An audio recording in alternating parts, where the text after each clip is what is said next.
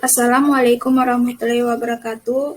Saya Pela Padilla Putri, Stambuk A1 A61901, jurusan Pendidikan Akuntansi, Fakultas Keguruan dan Ilmu Pendidikan Universitas Haloleo.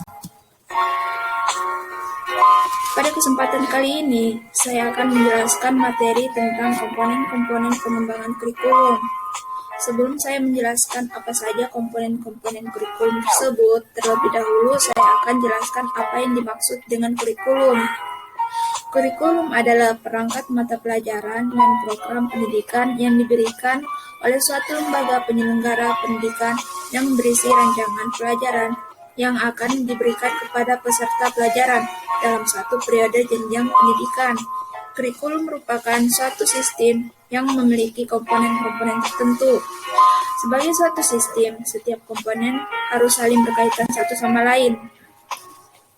Dalam pengembangan kurikulum, komponen-komponen kurikulum terbentuk oleh 4 komponen saja, yaitu komponen tujuan, kedua komponen isi atau materi, ketiga komponen metode, keempat komponen evaluasi. Pada kesempatan kali ini, saya akan menjelaskan 2 komponen saja, yaitu komponen tujuan. Komponen tujuan kurikulum merupakan suatu program yang dimaksudkan untuk mencapai tujuan pendidikan. Tujuan itulah yang dijadikan arah atau acuan segala kegiatan.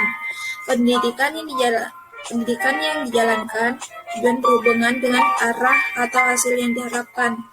Dalam skala makro, rumusan tujuan kurikulum erat kaitannya dengan filsafat atau sistem nilai yang dianut masyarakat.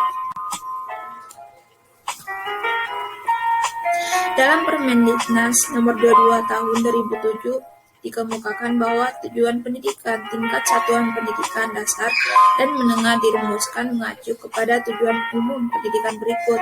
Pertama, tujuan pendidikan dasar. Kedua, tujuan pendidikan menengah. Ketiga, tujuan menengah kejuruan.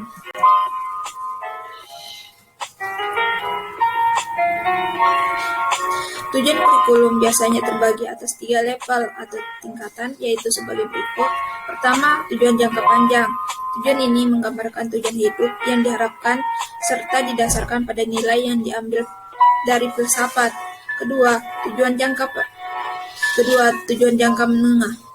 Tujuan ini merujuk pada tujuan sekolah dan yang berdasarkan pada jenjangnya. Ketiga, tujuan jangka pendek. Tujuan yang dikhususkan dicapai pada pembelajaran di kelas. Dalam sebuah kurikulum, lembaga pendidikan terdapat 2 tujuan, yaitu sebagai berikut. Pertama, tujuan yang dicapai secara keseluruhan mata pelajaran atau bidang studi. Kedua, tujuan yang ingin dicapai oleh setiap bidang studi. Tujuan ini biasanya disebut dengan tujuan kurikuler.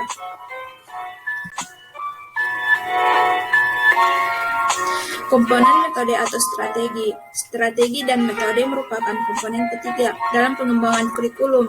Komponen ini merupakan komponen yang memiliki peran yang sangat penting sebab berhubungan dengan implementasi kurikulum. Strategi meliputi rencana, metode, dan perangkat kegiatan yang direncanakan untuk mencapai tujuan tertentu. Sejalan dengan pendapat di atas, Tera Diakoni mengartikan strategi pembelajaran sebagai pola dan urutan umum perbuatan guru siswa dalam mewujudkan kegiatan belajar mengajar untuk mencapai tujuan yang telah ditentukan.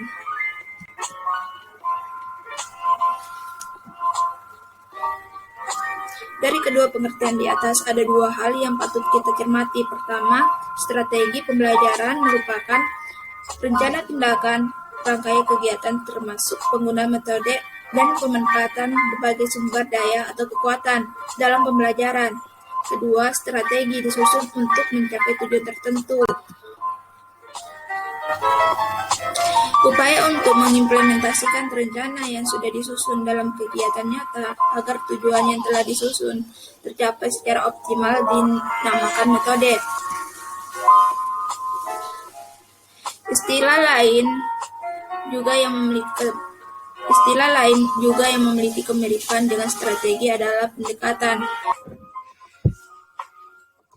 Sebenarnya pendekatan berbeda dengan strategi maupun metode. Pendekatan dapat diartikan sebagai titik tolak atau sudut pandang terhadap proses pembelajaran. Roy Killen 1998 misalnya mencatat ada dua pendekatan dalam pembelajaran, yaitu pendekatan yang berpusat pada guru dan pendekatan yang berpusat pada siswa. Baik, itu saja yang saya bisa jelaskan, lebih dari kurangnya mohon dimaafkan. Saya akhiri dengan ucapan wabillahi taufik wal hidayah. Wassalamualaikum warahmatullahi wabarakatuh.